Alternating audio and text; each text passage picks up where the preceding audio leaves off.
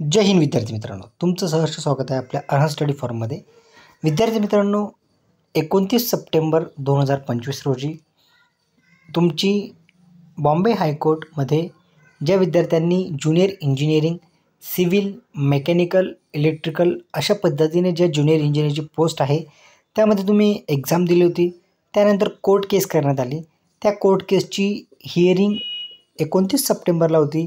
त्याची डिटेल जी आहे ती पब्लिश झालेली आहे किंवा ती अपलोड झालेली आहे, ती मी सांगण्याचा तुम्हाला प्रयत्न करतो. थोडक्यात काय झालं आहे ते तुम्ही समजून घेण्याचा प्रयत्न करायचा आहे. पुढील तारीख जी आहे ती देण्यात आलेली आहे. पुढील तारीख आहे तुमची 14/11/2025. 14/11/2025 जी आहे ती पुढची तारीख तुम्हाला दिली गेली आहे. आता नेमकं काय म्हटलं आहे ते आपण समजून घेणार आहोत.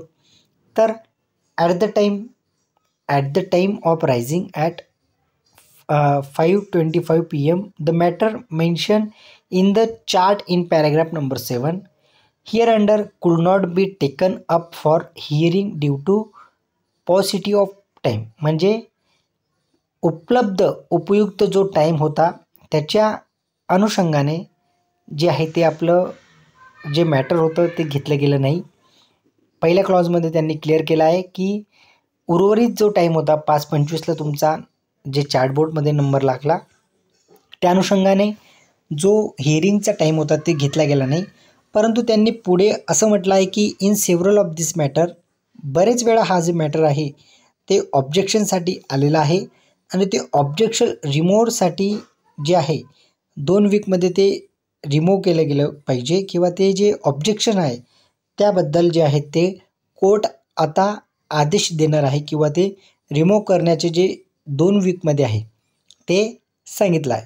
त्यानंतर कंप्लायन्स जे असेल ॲड इंट्रीमसाठी असेल, ऑर्डरसाठी असेल किंवा जे काही असेल तुमचं कंप्लायन्स, ते जर काही त्यांनी ऑर्डरमध्ये दिलेलं असेल तर ते तशा तसं राहणार आहे. त्यानंतर एखादा जर रिजॉइंडर असेल किंवा रिप्लाय द्यायचा असेल तर त्यांनी नेक्स्ट डेट जी डेट दिली आहे त्याच्या अगोदर त्यांनी ते ॲफिडेविट करून फाईल करायचं आहे किंवा त्याच्यानंतर जे आहे ते ग्राह्य धरलं जाणार नाही. मग थोडक्यात सांगायचं जर म्हटलं विद्यार्थी मित्रांनो, तर ते जे मॅटर आहे आपलंवालं ते मॅटरमध्ये तुम्हाला माहिती आहे की रिस्पॉन्डर जे आहेत, रिस्पॉन्डर म्हणजे कोण, तर BMC असेल किंवा रिजॉइंडर झालेले असतील, त्या रिस्पॉन्डरनी जे आहे विद्यार्थी मित्रांनो त्यांचं म्हणणं किंवा त्यांचे जे कॉपी असतील त्यांना नेमकं इंट्रीम ॲप्लिकेशन जे आहे त्यामध्ये अर्जंट ऑर्डरसाठी आता ती पुढील डेट दिली गेली आहे.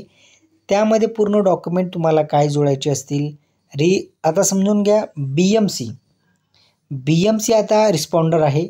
तर BMCने जर विद्यार्थी मित्रांनो प्रॉपर डॉक्युमेंट किंवा त्यांचा वकील किंवा ते स्वतः किंवा रिजॉईंट म्हणजे जे अजून एक जॉईंट झालेले आहेत असोसिएशनचे कोणीतरी आहेत त्यांचं म्हणणं असेल, त्या सगळ्यांनी प्रॉपर डॉक्युमेंटेशन असेल किंवा त्यांनी जे उपलब्ध त्यांच्याकडे असलेली माहिती असेल त्या संपूर्ण गोष्टीचा आढावा त्यांनी तिथं द्यायचा आहे, जेणेकरून कोणाच्या फेवरमध्ये जे फॅक्ट असतील किंवा जे ऑथेंटिक फॅक्ट, रिअल फॅक्ट असतील, जे ज्याच्या बाजूने असतील त्याच्याच बाजूने जे आहे तो निर्णय लागणार आहे.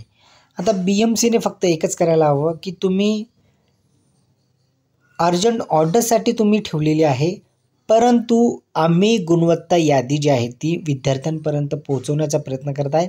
आम्ही रिझल्ट लावणार नाही, मात्र गुणवत्ता यादी म्हणजे कोणाला किती मार्क मिळाले ती गुणवत्ता यादी आम्ही पब्लिश करणार आहोत. त्यासाठी मेहरबान कोर्टाने आम्हाला तशी ऑर्डरमध्ये मेन्शन करावं किंवा तशी इंट्रीम रिलीफ असेल किंवा रिलीफ असेल विद्यार्थ्यांना त्यांचे गुण त्यांना काढण्यात यावे असं हिअरिंगमध्ये किंवा हिअरिंग तर होतच नाही आहे, परंतु BMCने असं माननीय कोर्टासमोर सांगायला हवं.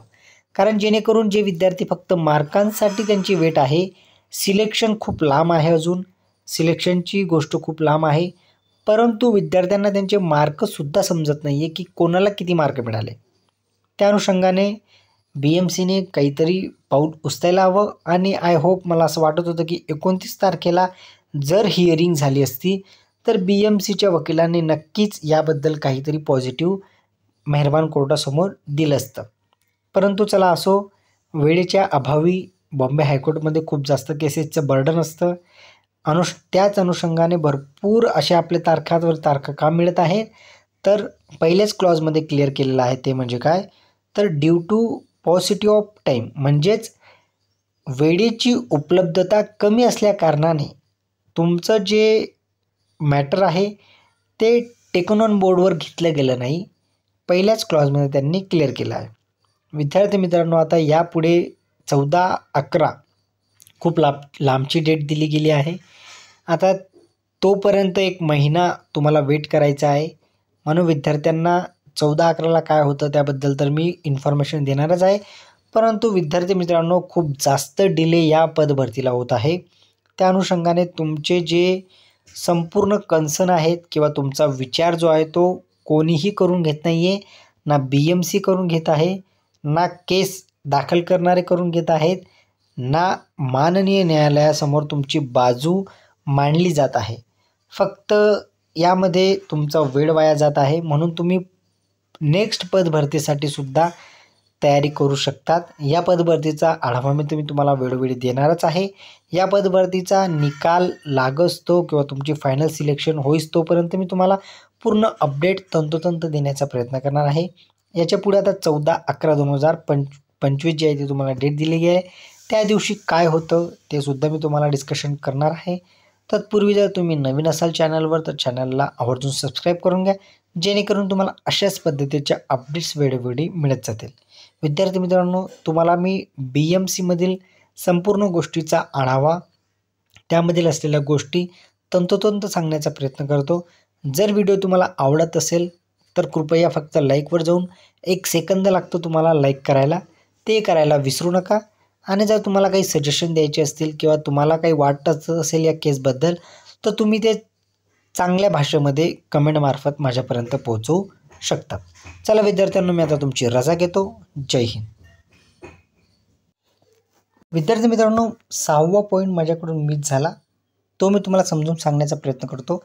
ही जी पूर्ण PDF आहे ती तुम्हाला आपल्या टेलिग्राम चॅनलवर अवेलेबल होऊन जाईल. यामध्ये त्यांनी असं म्हटलं आहे की याचिकाकर्ता जे आहेत त्यांनी 14 दिवसाच्या आत जे आहेत ते प्रतिवादी म्हणजे जे रिस्पॉन्डर आहे त्यांना तुम्ही प्रति पोहोचवायचे आहेत. ज्या प्रति जर त्यांच्यापर्यंत पोहोचल्या नाही तर प्रतिवादींविरुद्ध जो काही त्या नोटिसींबद्दल जर काही हरकत घ्यायची असेल तर ती रद्द करण्यात येईल. आणि जर तसं घडलं नाही किंवा जे वादी असतील म्हणजे जे पिटिशनर आहे ज्यांनी केस दाखल केली आहे त्यांनी नोटीस जर पुरवल्या तर त्यावर म्हणजे समजून घ्या, त्यांनी जर जे काही त्यांच्याकडे डॉक्युमेंट असतील, जे काही त्यांच्याकडे नोटीस असतील, त्यांनी जर त्या बजावल्या किंवा त्यांनी जर त्या कार्यालयात जर दिल्या तर प्रतिवादी विरुद्ध जे आहेत ते लवकरात लवकर नोटिसा निघू शकतील. जर त्यांनी त्या नोटिसा दिल्या नाही प्रतिवादींना तर विद्यार्थी मित्रांनो, रिस्पॉन्डरची जे आहेत किंवा जे याचिकाकर्ता आहेत ज्यांनी जर नोटिसा जर नाही दिल्या तर मात्र त्या डिसमिस होऊ शकतात किंवा त्या पुढे रिस्पॉन्डरच्या विरुद्ध ते अनुवृत्ती म्हणजे ते कुठल्या प्रकारचं कन्सिडरेशन होऊ शकत नाही, असा 6वा क्लॉजमध्ये दिलेला आहे. याच्यात शॉर्टमध्ये तुम्हाला असं समजून घ्यायचं आहे की ज्यांनी कोणी केस केलेला आहे याचिकाकर्त्यांनी त्यांनी जे काही त्यांच्याकडे नोटीस असतील त्यांनी कार्यालयात जमा करायचे आहेत. त्यांनी जर त्या जमा केल्या नाहीत 14 दिवसाच्या आत तर मात्र जे प्रतिवादी आहेत किंवा जे रिस्पॉन्डर आहेत, रिस्पॉन्डर म्हणजे कोण, BMC आणि अजून एक रिजॉइंडर झालेले आहेत कोणीतरी असोसिएशन, यांना जर त्या नोटीस जर या वादींकडून म्हणजेच ज्यांनी केस दाखल केले आहेत त्यांपर्यंत जर पोहोचवली नाही तर त्यावर मात्र कुठलीही चर्चा कोर्ट करणार नाही. याचा शॉर्टमध्ये असा सार आहे. चला विद्यार्थ्यांनो, मी आता तुमची रजा घेतो. संपूर्ण गोष्टी तुम्हाला समजल्या आहेत. पुढची डेट जी आहे ती तुम्हाला दिली गेली आहे 14/11/2025. आता आपण 14/11/2025 रोजी संपूर्ण गोष्टी पाहणार आहोत.